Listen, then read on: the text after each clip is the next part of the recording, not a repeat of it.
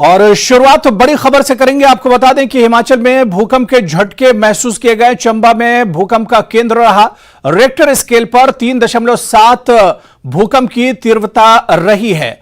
रात करीब 10:30 बजे भूकंप के झटके महसूस किए गए।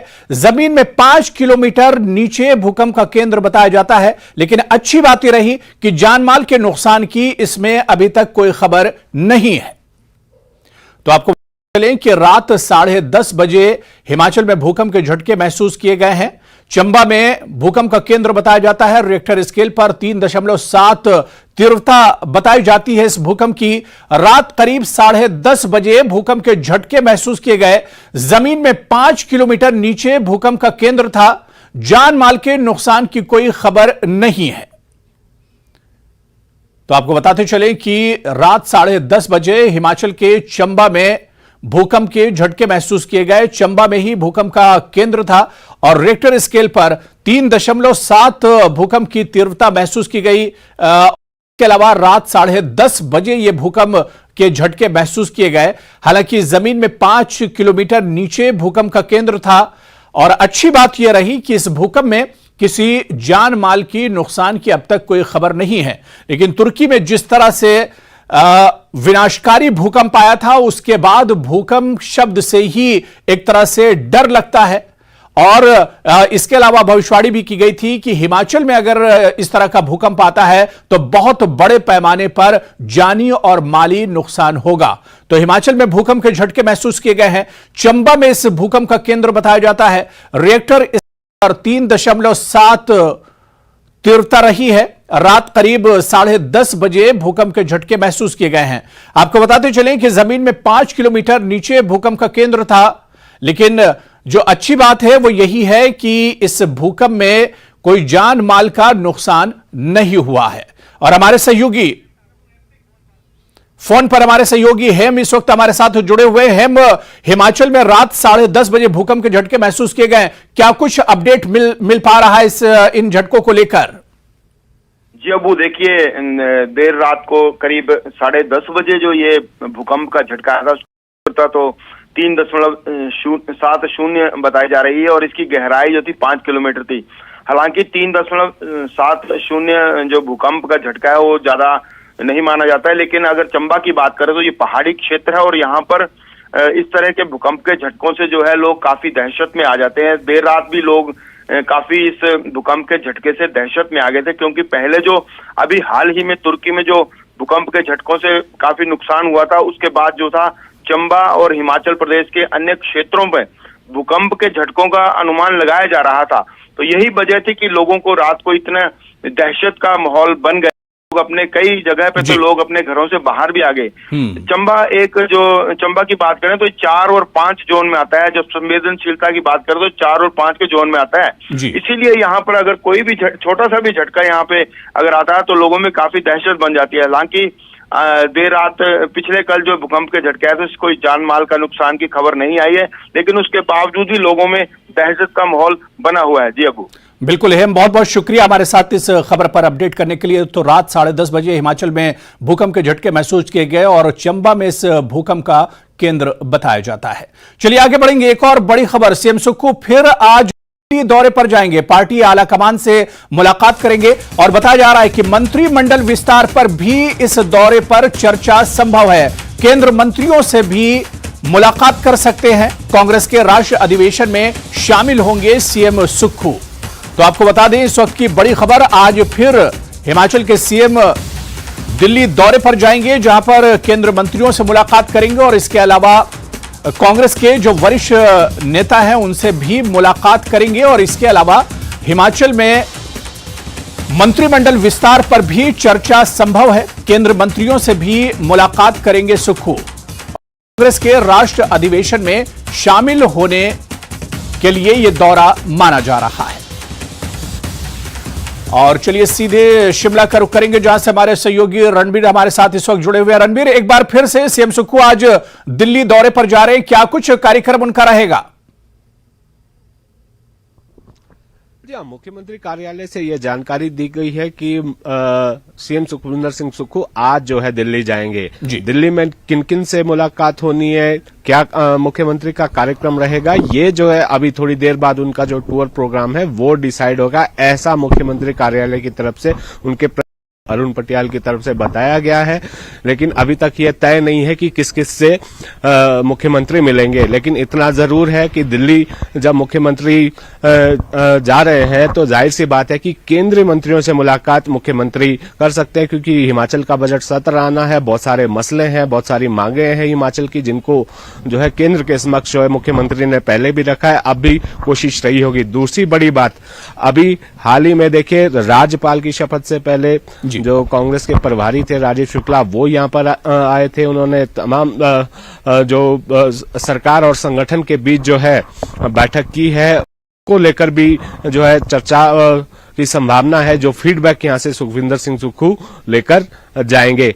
फिलहाल अभी उनका जो आधिकारिक जो टूर प्रोग्राम है वो शायद 10 बजे के बाद आएगा, लेकिन जो जानकारी हमारी ये है कि 11 बजे के बाद मुख्यमंत्री जो है दिल्ली जाएंगे। और यहीं दिल्ली में जो है ये मुलाकातों का और बैठकों का दौर शुरू होगा। उसके बाद जिस तरह से कांग्रेस का 50वां राष्ट्रीय अधिवेशन है जी, दिल्ली से ही मुख्यमंत्री जो है रायपुर जाएंगे, छत्तीसगढ़ जाएंगे। 24 से 26 फरवरी तक कांग्रेस का ये अधिवेशन है और ये पूर्ण अधिवेशन है, तो जाहिर सी बात है कि यहाँ से जो है काफी सारे नेता जाएंगे। मुख्यमंत्री ने इसी को देखते हुए अपना दौरा जो है बनाया है। इससे पहले केंद्र में कुछ जो आला नेता है उनसे बैठक करेंगे और केंद्रीय मंत्रियों से भी मुलाकात की कोशिश मुख्यमंत्री की रहेगी। रणबीर, बहुत बहुत शुक्रिया सीएम के इस दौरे पर अपडेट करने के लिए। तो सीएम सुक्खू आज फिर दिल्ली दौरे पर जाएंगे, जहां पर कांग्रेस के आला लीडरों से मुलाकात कर सकते हैं और इसके अलावा कांग्रेस के अधिवेशन में शामिल होंगे जो रायपुर में होने वाला है। चलिए आगे बढ़ेंगे। 68 दिनों बाद एसीसी और अंबुजा सीमेंट प्लांट का विवाद सुलझ गया है। मालभाड़े के नए रेट पर कंपनी और ट्रक ऑपरेटर्स के बीच सहमति के बाद सीएम सुक्खू ने खुद इसका ऐलान किया। साथ ही यह ऐलान भी किया कि आज से बिलासपुर और सोलन में मौजूद दोनों प्लांट में काम चालू हो जाएगा।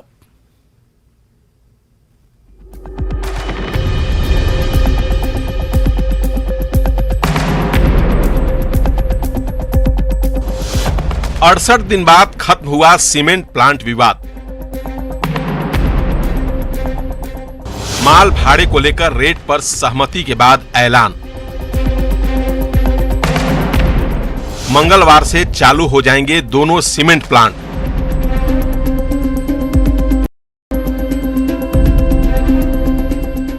सुक्खू सरकार के सत्ता संभालते ही दो सीमेंट प्लांट का जो विवाद शुरू हुआ था, आखिरकार सरकार उसे 68 दिन बाद सुलझाने में कामयाब रही। सोमवार को ट्रक ऑपरेटर्स और सीमेंट कंपनी के अधिकारियों के साथ 2 राउंड की बैठक के बाद सीएम सुक्खू ने खुद यह ऐलान किया कि विवाद खत्म हो चुका है, दोनों पक्ष मान गए हैं। और कंपनी वाले हमारे यहाँ कौन है इन प्रोजेक्ट में? मनोज चंदेल जी बैठे हैं, मनोज जिंदल जी बैठे हैं और बरमाना ट्रक यूनियन के प्रधान हमारे राकेश ठाकुर जी है और डाला के ट्रक यूनियन के ये है जयदेव कौंडल जी है। इसलिए ये सहमति हमारी सरकार की मध्यस्थता से और हमारे जो ट्रक ऑपरेटर्स भाई है जिन्होंने लंबा संघर्ष किया, इन्होंने एक विवेक का परिचय दिया और कंपनी वालों ने भी एक विवेक का परिचय दिया, जिसके कारण आज ये सहमति बनी है और कल से हमारे ये जो दोनों कंपनियां खुल जाएगी।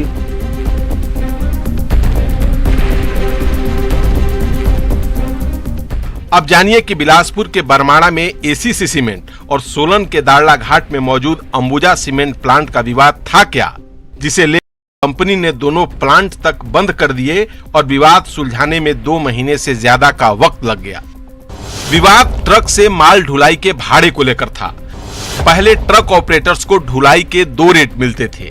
सिंगल एक्सेल ट्रक से ढुलाई का रेट था 11 रुपए 41 पैसे प्रति क्विंटल प्रति किलोमीटर और मल्टी एक्सेल ट्रक से ढुलाई का रेट था 10 रुपए 58 पैसे प्रति क्विंटल प्रति किलोमीटर। कंपनी ने रेट ज्यादा बताते हुए ट्रक ऑपरेटर्स को नए रेट का प्रस्ताव दिया। ट्रक ऑपरेटर्स तय रेट से एक भी पैसा कम लेने को तैयार नहीं थे। कंपनी ने निर्धारित रेट से को घाटा बताते हुए दोनों प्लांट बंद कर दिए। प्लांट बंद हुए तो ट्रक ऑपरेटर्स विरोध में सड़क पर प्रदर्शन करने लगे।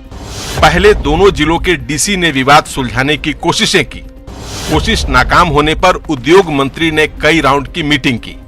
उद्योग मंत्री से भी बात नहीं बनी तो सीएम खुद मामले में कूदे। सीएम के साथ सोमवार को तीसरे राउंड की बैठक बुलाई गई। सीएम ने नए रेट का जो प्रस्ताव दिया उस पर सहमति बन गई।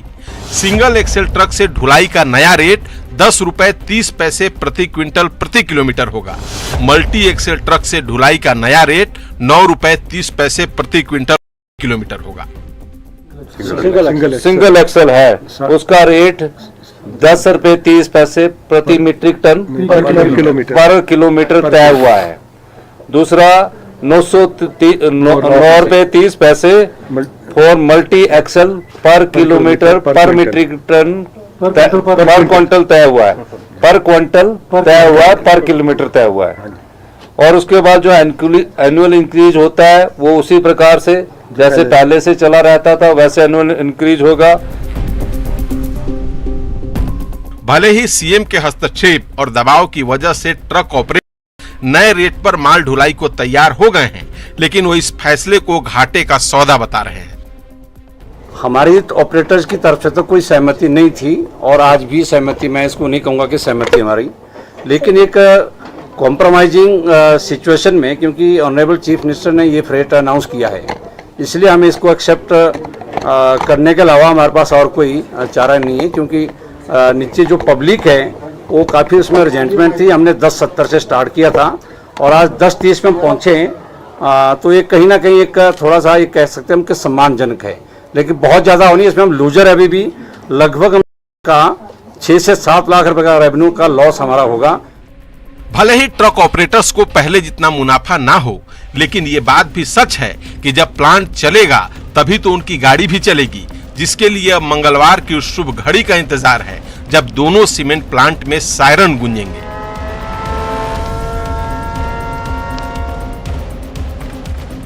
रणवीर सिंह, न्यूज 18, शिमला। तो 68 दिनों के बाद सीमेंट प्लांट विवाद एक तरह से सुलझ गया है और फिर से ये प्लांट दोबारा से सुचारू हो गए हैं, शुरू हो गए हैं। और इसी पर बातचीत करेंगे हमारे सहयोगी रणवीर से हमारे साथ जुड़े हुए हैं। रणवीर, एक अच्छी घड़ी पूरे हिमाचल के लिए है और क्योंकि 68 दिनों के बाद बहुत बड़ा जो विवाद था, सीमेंट प्लांट काफी लोगों के रोजगार से जुड़ा हुआ था, वो दोबारा से शुरू हो गए हैं। जी हाँ, देखिए इंतजार अब इसी का है कि कब ये प्लांट खुलेंगे। वैसे समय आज का दिया गया है। जो ट्रक ऑपरेटर यूनियन है, जो ट्रक सोसाइटीज है, उनकी जो है आज एक बैठक होनी है। ये जानकारी हम तक पहुंची है कि सुबह 11 बजे यहाँ जो दाड़ला में अंबुजा सीमेंट फैक्ट्री है वहां पर जो ट्रक ऑपरेटर यूनियन है वो जो है 11 बजे बैठक करेंगी और बरमाणा में भी इसी तरह का एक जनरल हाउस किया जाने की जानकारी निकल कर आई है। क्योंकि जो समझौता यहाँ पर हुआ है कंपनी प्रबंधन के साथ राज्य सरकार की मध्यस्थता के बाद, सीएम सुक्खू के हस्तक्षेप के बाद, तो उस पर जो है आज मंथन होगा। जाहिर सी बात है कि जिस तरह से ट्रक ऑपरेटर यूनियन ये कह रहे हैं, उनकी सहमति इस समझौते पर नहीं थी, लेकिन समझौता इसलिए करना पड़ा क्योंकि इसमें जो है रोजगार जुड़ा हुआ है, जनहित का मसला ये है, जनहित इसमें जुड़ा हुआ है और सामाजिक और आर्थिक कारण भी इसमें है।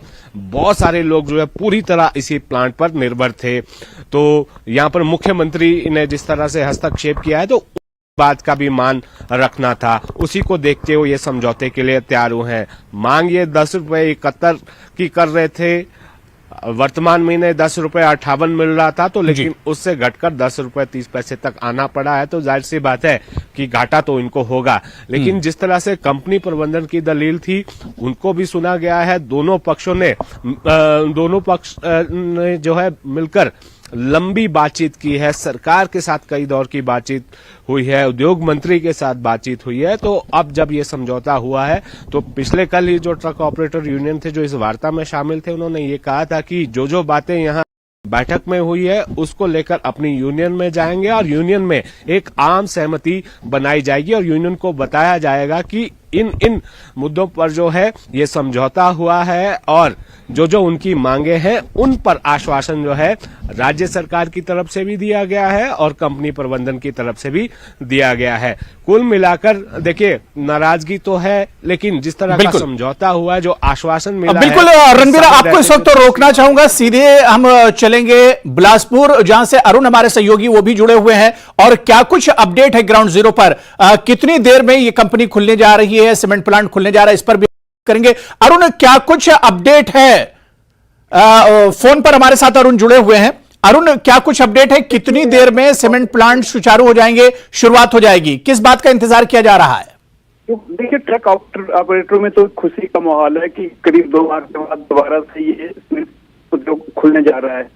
और इसके प्रति आज जो ट्रक ऑपरेटर्स है, इन्होंने एक जनरल हाउस भी रखा है, जिसमें कि आज जो निर्णय के प्रति अवगत कराया जाएगा जो ट्रक ऑपरेटर्स है, और इस संदर्भ में क्या प्रक्रिया रहेगी तो जो अधिवेशन है इसके बाद उपलब्ध चल पाएगा। लेकिन जो एसीसी प्रबंधन है, इन्होंने भी तैयारी कर दोबारा से जो एसीसी प्लांट है इसको पहले की तरह इसको सुचारू रूप से चलाने के लिए तैयारी की गई है। हाँ, ये भी मैं बताना चाहूंगा कि इतना बड़ा उद्योग है तो इसमें एक इरेगुलरिटी हो गई थी, एक बिल्कुल अरुण, आपका ऑडियो बहुत क्लियर नहीं आ रहा है। दोबारा से हम आपसे जुड़ने की कोशिश करेंगे और जानने की कोशिश करेंगे कितनी देर में सीमेंट प्लांट खुलेंगे और इनमें काम शुरू होगा। और रणबीर भी हमारे साथ शिमला से जुड़े हुए थे। रणबीर, आपका भी बहुत बहुत शुक्रिया, दोबारा से आपके साथ जुड़ेंगे और इस खबर पर अपडेट लेंगे। उधर अगर अपोजिशन की बात की जाए इस पूरे मसले पर, तो उसका क्या कुछ कहना है यह भी हम जानने की कोशिश करेंगे, लेकिन फिलहाल यहां पर रुकेंगे छोटे से ब्रेक के लिए। 39 दिनों बाद लापता युवक का शव मिला है। आपको कि रेणुका जी के ददाहू से 12 जनवरी को लापता हुए शख्स कुलदीप का शव 39 दिनों बाद बरामद हो गया है। पुलिस इस शख्स की लगातार तलाश कर रही थी। रेणुका जी के समीप डैम साइट के पास जंगल में एक बच्चे ने बैग और लाश को देखा। इसके बाद मौके पर पहुंची पुलिस ने मृतक के परिजनों को सूचित किया। साथ ही रेणुका जी के पूर्व विधायक रूप सिंह भी मौके पर पहुंचे। पूर्व विधायक ने कहा कि पुलिस ने मामले की गंभीरता से जांच करने की मांग की गई थी, जिसके बाद यह पूरा मामला एक तरह से हल हुआ है। और चलिए इस खबर पर और अपडेट लेंगे। हमारे सहयोगी सतीश फोन लाइन पर हमारे साथ जुड़े हुए। सतीश, 39 दिनों के बाद यह पूरा मामला एक तरह से हल तो नहीं कह सकते, लेकिन कम से कम जो डेड बॉडी थी वो एक तरह से मिल गई है।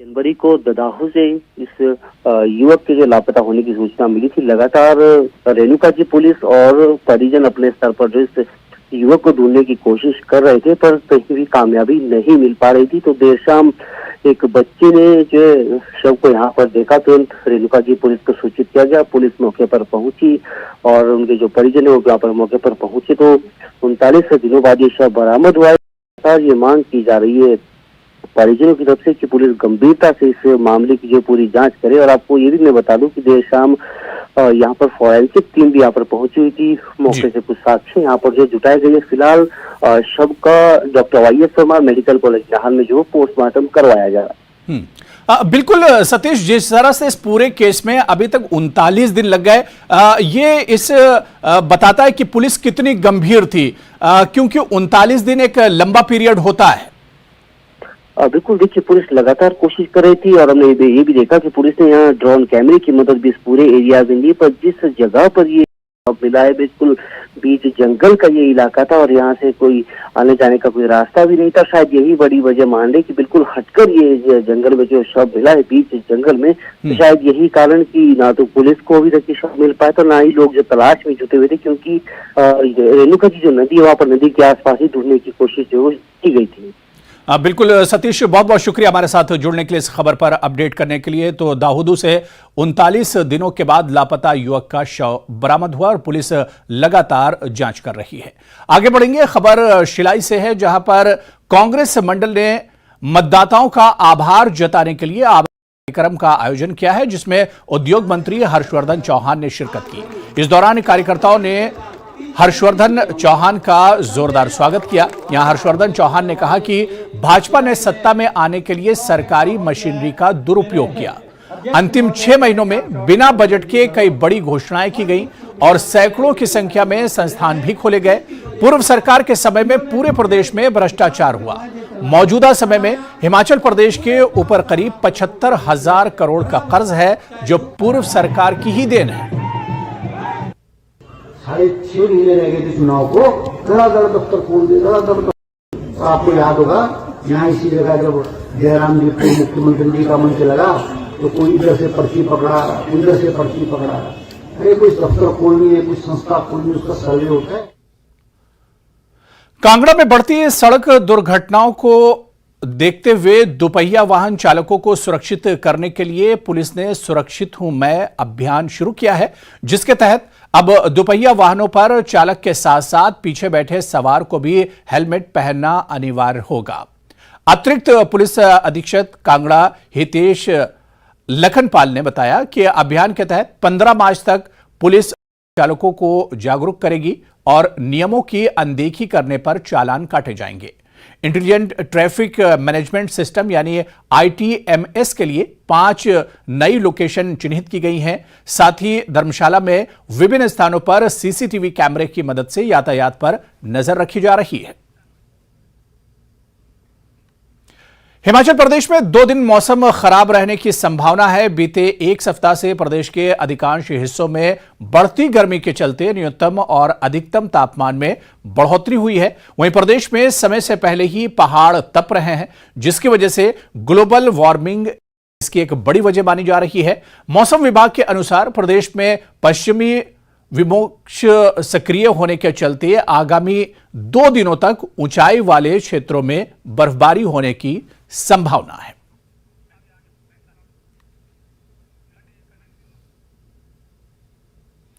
और उधर मनाली के पर्यटन स्थलों पर बर्फबारी के बाद पर्यटकों की भीड़ काफी संख्या में उमड़ रही है। वहीं सोलंग नाले में घूमने आए पर्यटकों का कहना है कि यहां मौसम काफी सुहाना है और यहां पर उन्हें एक सुकून सा मिल रहा है। पर्यटकों ने कहा कि मनाली के बारे में वो जितना सुनते आए थे, स्थान उससे भी कहीं ज्यादा खूबसूरत है।